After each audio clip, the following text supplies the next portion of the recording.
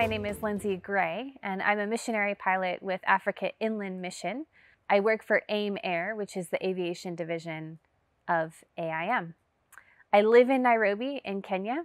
I'm 33, I'm not married, I live on my own, and working for AIM Air since 2014.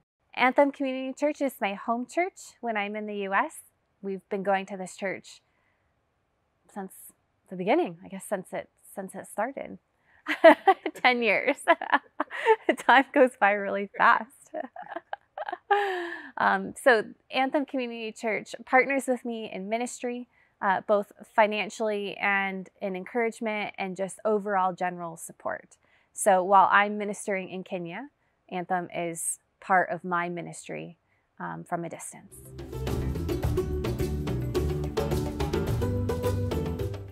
In the industry, I am known as a female pilot, which always makes me laugh because I went to call my counterparts male pilots because the airplane knows no distinction.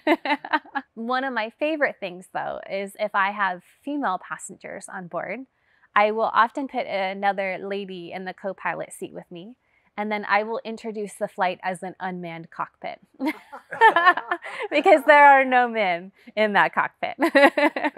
I'm a female missionary pilot, which people often wonder, well, what is that like? What is life like for you? Do you have challenges, differences? Is it harder?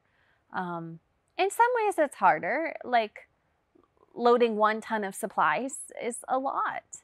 I'm small, I'm not very strong, and it's effort and work, but there's always people around me that help. And so I'm never doing those things alone or by myself.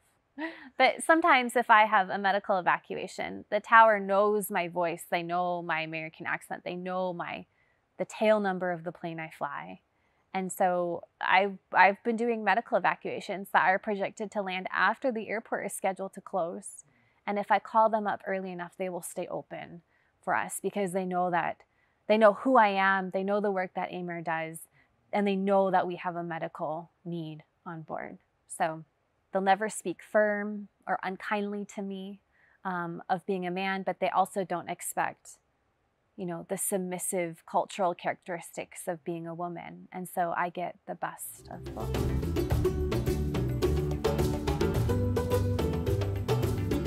So AIM Air is the aviation division of Africa Inland Mission. So primarily, I'm a missionary with AIM first and foremost. So the ministry of AIM is Christ-centered churches among all African peoples with priority for the unreached. Unreached peoples means a people group that does not have access to the gospel in their own language.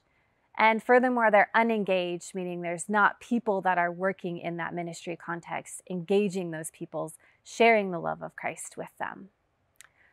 My role as a missionary pilot is because in the areas where unreached people still exist throughout Africa, it's really challenging to get to those places. They're tucked away, they're hidden, they're often forgotten. And so we use aviation services so that missionaries, teachers, translators, pastors, doctors, veterinarians, you name it, people that need access to these villages can have easy access to them. AIM Air operates in several countries.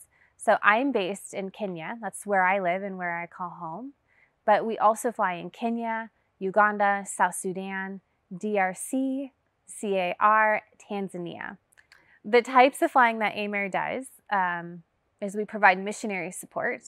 So that can take place in numerous forms. For example, we'll do medical evacuations. So if you're in a car accident, you're sick, you catch malaria, your child has a broken bone, we can fly in and get you to Nairobi where you can have some reliable medical care. We also offer contingency support evacuations. So if there's political unrest or you're nearing an election time and you just need to be in a safe space, AIM Air can come and get you. We often will fly short-term teams. So if there's, for example, like a medical clinic that needs to run, we can take doctors in and out so that they can provide procedures and provide care for people. We'll often fly kind of just short-term missionaries who are there to do ministry, maybe some translation work, or just to encourage the local church. So we'll take them up to a rural location and stay with them and then fly them back.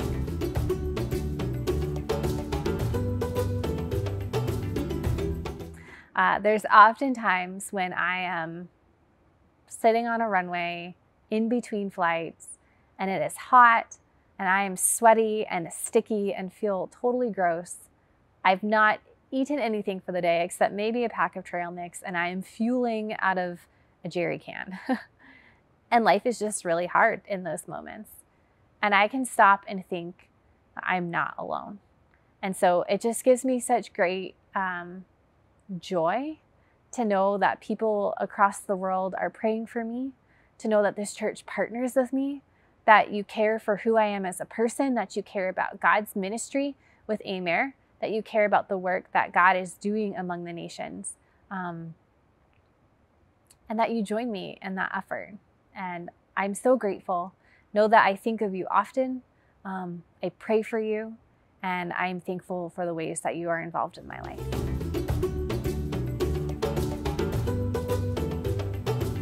So a lot of people ask, like, why do I do what I do? Why do I fly to areas of high risk? The work that I do is a small part of God's bigger narrative and God's bigger story. And for me to do the work as a missionary pilot is just a sheer privilege, because missions is just so, it's critical. For me, what I really wrestle with is just the fact that there's people out there that don't know the gospel. You want to take the gospel to them because it's such good news. Living life without access to that good news is just so hard. And so that's why I do what I do. And that's why it matters. And that's why the gospel makes a difference, not just for eternity, but for everyday life right now.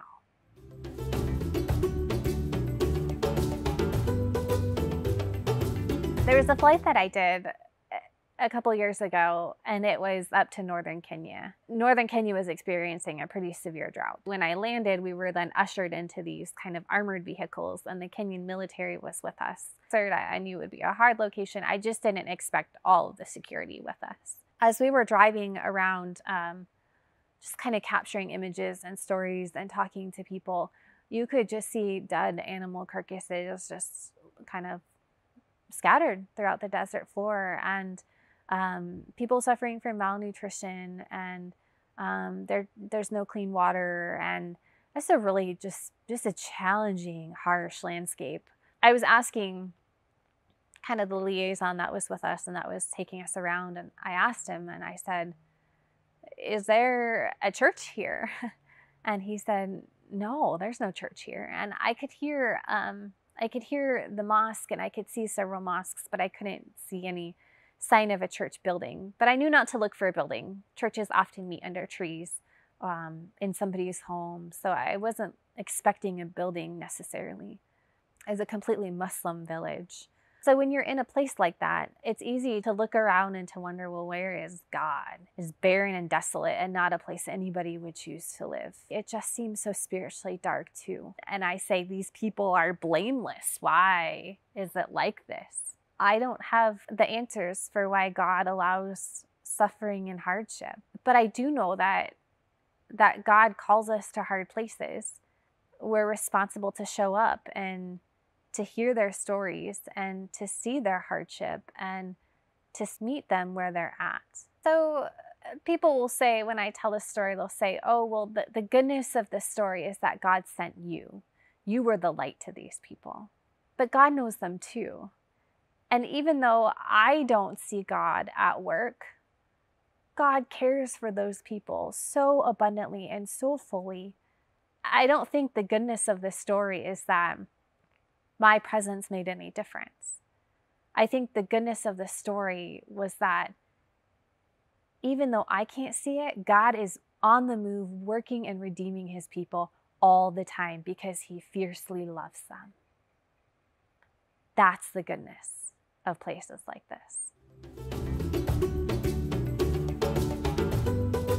So I describe living in Nairobi as the Las Vegas of Africa. It is a huge, bustling 24-hour city. The only thing it doesn't have is casinos. It's a big city. I describe it as it has everything that you need and almost anything that you could want. So I have favorite restaurants there. I have a home church that I attend there. There's regular grocery stores. There's malls for shopping. There's entertainment. You can go to a movie theater. There's even a bowling alley. I'll admit it's a little wonky. The lanes aren't quite even, but you can still go bowling. So Nairobi is generally an easy city to live in. We drive on the opposite side of the road compared to the US. So my car is a right-hand drive vehicle. Traffic is a nightmare. It can take hours just to go a couple of miles if it's congested. And it can be a bit harder to navigate. You see poverty around you, and the landscapes are different, and how you maneuver around the city is a little bit more challenging. But generally speaking, life in Nairobi is pleasant. People often ask, well, what's the weather like? Again, it's not as hot as Las Vegas. So Nairobi averages 65 to 85 year-round, and it never fluctuates outside of that. All you need is a light jacket, and you're pretty much good to go any time of the year. We reside just south of the equator, so we don't have traditional seasons like the US. So we don't have a spring, summer, fall, and winter. We have 12-hour days year-round. 6:30 a.m. the sun comes up, and 6:30 p.m. the sun goes down. And we operate on kind of rainy season and dry season. So climate-wise, it's really, really comfortable.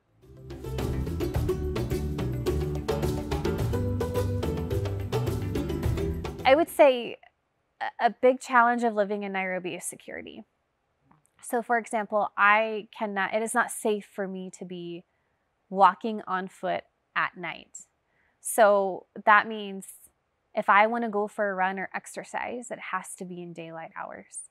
Or if I want to run errands at night, I have to drive. There's just a general insecurity. I always keep about 2 weeks of food like in my home, just in case there's some form of unrest and I can't get to a grocery store. And I also keep a go bag packed. I've never had to use it. I don't plan to use it, but if you said, Lindsay, you need to leave in 6 hours, are you ready? Like, my house is generally ready to go, and I have things packed and ready. So I guess the best way to describe it is I live with a higher level of awareness for my surroundings. But while I'm living overseas, I don't recognize it until I return home to America. And I find when I clear immigration here and they've stamped my passport and say, welcome to America, then I kind of have a sigh that brings me back to a normal, emotional level of living.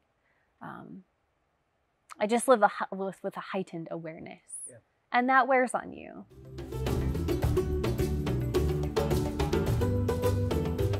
So my church in Nairobi is, it's a vineyard church is their denomination. But I chose that church because it's really multicultural. So it's about 50% Kenyan, and then it's 50% expats. So expats means expatriates, meaning you have gone from your home and you have now moved to Kenya. So I find that fellowship with other expats is just really interesting and important and helpful because like me, they've left home and they're living far away from their friends and their family. So of the cultures represented at my church within the expat community, the majority would be other African expats from other African countries, Uganda, South Africa, Egypt, Sudan. But then you would find Europeans, so British, Australians, people from New Zealand, Canadians, and then Americans. So I'm a minority in the expat community at my church, which I I appreciate, I like. To me, it's just like a small taste of what heaven will be with such a diverse representation of different cultures and peoples.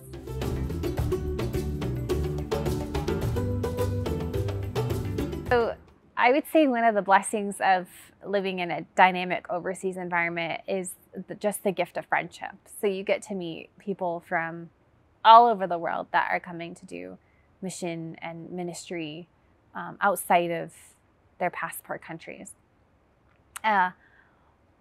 One of the way that I met one of my closest friends is she was a passenger on one of my flights. And she lives and works in a refugee camp in South Sudan that is only accessible by aircraft. So there are no roads that you can take in and out. And so I ended up flying her and getting to know her because she gets airsick. And so out of compassion, I thought, well, let me just put her up front in the seat next to me and I can give her a headset and we can just talk and maybe it will calm her nerves. And oftentimes, if you can calm somebody's nerves, then you can also calm their stomach. And so that's what I did. I put her up front with me. And for the next 6 hours of flying, we just chatted. I had her on a headset and we could just chat and share stories. And I could hear of her experience living and doing ministry in this refugee camp. And she has become one of my best friends. She is actually from a rural village in Northeast India. So I grew up in Vegas. Like, we come from two different parts of the world. And she is just a trusted prayer partner and offers huge encouragement. And we support one another in prayer and emotionally and in friendship. And it's such a gift to be able to do life with her and to minister to her with the use of an airplane. So whenever I come and fly in and out of that refugee camp, I always put her in the front seat with me and so look forward to her company. But she stays with me in Nairobi, and it's just such a treat to make friends with people who are different than me and who come from different cultures and different backgrounds, and just to do life with one another. It's been one of the greatest joys of living overseas.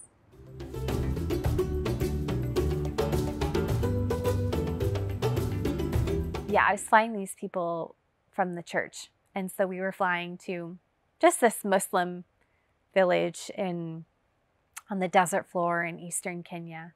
Not a long flight. And we had spent a couple days there because the church was exploring efforts for partnership and outreach potential. This was a cool flight because, for clarity, like, this is the Kenyan church seeking to reach unreached Kenyan peoples within their own border. Like, what a cool thing to be part of. After the couple of days, I had put my pilot uniform back on. My head was still covered. I often wear a scarf just out of respect for culture. And so I'm in my khaki pants, my pilot uniform. I have my bars on, a headscarf on. And I'm getting ready to go. And then this man comes up to where we were staying, and I was about ready to walk to the airplane. And he stops me and he says, introduces himself, and then he pulls out this book and he says, "Will you sign our village guest book?" And I was like, would I? Like, I love a good guest book. And I have always wanted to have a guest book in my home, and I have never seen that a village has their own guest book. And so I signed the village guest book.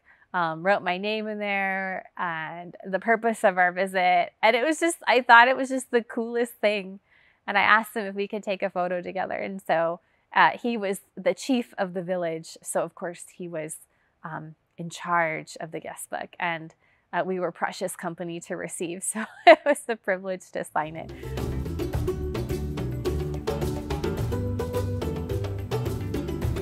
I was flying up in South Sudan, and I was putting the plane away for the night. So I was by myself. I didn't I didn't really have much help around me, but there's some covers that go on the airplane. And without a bucket for me to stand on, I can't reach them. And so I typically carry an empty white 5-gallon bucket around with me. But for some reason, I didn't have my bucket.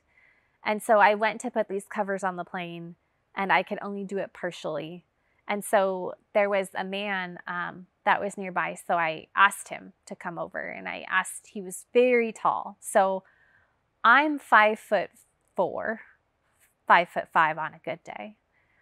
And this man must have been over 6'5", which is very, very common for South Sudanese. They're very tall people, and they make me look very small. And so I asked him if he would help, and he, of course, helped and was able just to clip the covers on. And then we got to talking, and I asked him his name, and he said, well, my name is Khan, and I said, my name is Lindsay, and he could see what I did for work, so I asked him, I said, well, Khan, where are you from? And he said, well, I'm from Sudan. And I said, oh, because we were in South Sudan. So Sudan is not, we weren't in Sudan, we were in the country of South Sudan. And I said, oh, well, how did you get here? And he said, I walked. I said, you walked? And he said, yeah, I walked. And he walked an entire country's length to get to South Sudan. So Sudan was, it's kind of a war-torn country. So is South Sudan. It's not really any better. But he was seeking refuge. He was a refugee. And he said he just followed rivers and streams, and he walked from Sudan to seek safety in South Sudan. And I said, well, Khan, how many languages do you speak? And he said he spoke 5. And then he asked me, and he said, how many do you speak? And there's a joke I like to say, you know that somebody's American when they only speak one language. And so I had to tell and admit to Khan that, no, I only speak one language.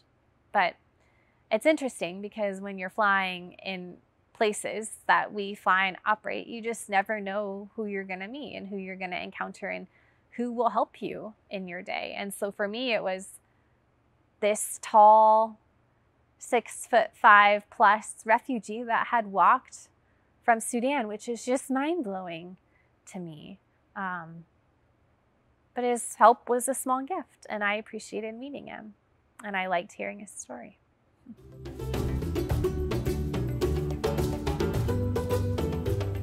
I had landed in northern Kenya, and I was not spending the night there. It was just a stopover point.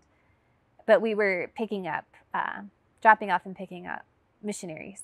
So we had passengers. And as I was looking around, all of a sudden, I just heard this huge, loud commotion. And I was like, what is happening? Because I'm alert and aware and went, to be conscious of my surroundings. And I just saw this, this truck just go rolling by. And on this truck, there was these young men, and they all had rifles and guns, and they were causing a large commotion. And then we figured out what was happening. There was a cattle raid that had happened. And so people often ask, is what you do safe? Are you putting yourself in harm by doing this work? And generally speaking, I think my answer is no. But sometimes you end up in situations that are just a bit unexpected. And, on the typical street of Las Vegas, you wouldn't find men rolling down the street with guns and weapons seeking after their cattle. But on that day, I did. And so you realize that you are living in just a broken world, and that problems are harsh and heavy, and livestock carries meaning. And when somebody steals your livestock, it's like taking your retirement. And so it causes anger and strife and war and death and harm. And that's what was happening that day. And so it was hard thinking of those people and just having a glimpse of their reality and the fragility of life. And so it's not challenging for me to operate in those places. I don't think it brings harm to me. It's not a more risky type of work that I do. But it does show you the climate that people have struggles in life, and that it is hard, and that unexpected things happen in their day. And for them, that was a cattle raid, and that was pretty significant.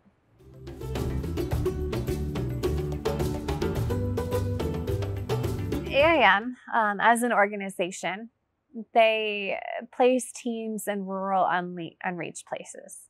So what that means is these are teams of families or singles that are living and working in really remote locations. So one of these teams, AIM placed in CAR in a village called Zemio. Zemio is kind of it's a Muslim, I would say, city. It's a little bit bigger than a village. And so what this missionary team was doing is they were living amongst these peoples, and they were working, and they were learning their language, and they were sharing the gospel, and they were just doing life together. Missions, there's no recipe for it. You just do life together, and that's what they were doing. And so unfortunately, there was some political unrest, and there was a militia that came in and ended up just destroying the village. And there was a little bit of warning that this was coming, about a day or so. And so everybody in the village, the missionaries included, just hunkered down for about 48 hours until it was safe enough that they could get to the airstrip and that AIM could fly in and evacuate them. A year after the evacuation, I was privileged to be on one of these relief flights. So I had several tons of cargo that I was delivering to these people over several days of flying. Super fun work, really, really enjoyable work. But what was really special about this is during one of those flights on a Sunday, the people that had been living in the jungles had felt that it might be safe enough to come back to the village in Zemio, and they were planning their first church service since the attack a year prior. So I got to be part of this church service. And so we ended up meeting kind of underneath these mango trees, just out in the open. And there was some wooden benches, but a lot of people just sat on the ground. But the people that had been forced to flee were finally able to come back to the village and to reunite with other members of their church family, other members of their extended family, their previous neighbors, for the first time in over a year. And so to me, it was just a picture of just like this heavenly reunion. Like, it was just all of these people that had lost contact following this significant traumatic event. And here they are getting to worship together and just getting to spend time with one another and to reconnect. And it was such a joy to see.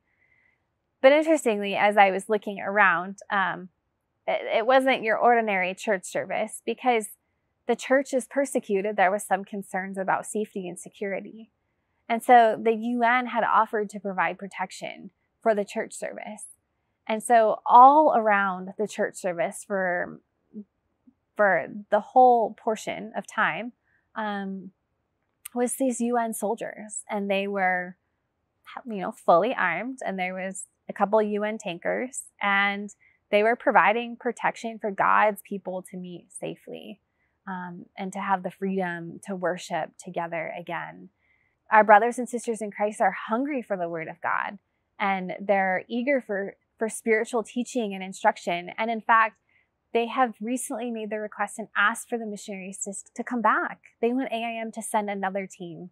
And they've said, we're in a position security-wise that we can receive them and care for them again. Will you join us in ministry? Will you be part of what God is doing here? We want to partner with you. And so what a cool thing to just have a small role in the work that God is doing among the nations, among his peoples that he cares so deeply about.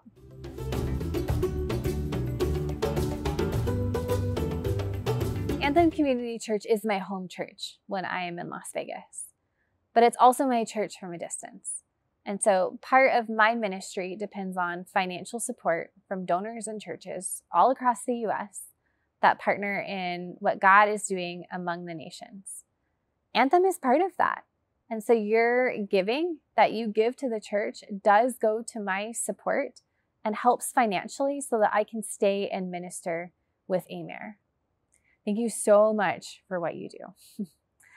There's often times when I am sitting on a runway in between flights and it is hot and I am sweaty and sticky and feel totally gross. I've not eaten anything for the day except maybe a pack of trail mix, and I am fueling out of a jerry can. And life is just really hard in those moments.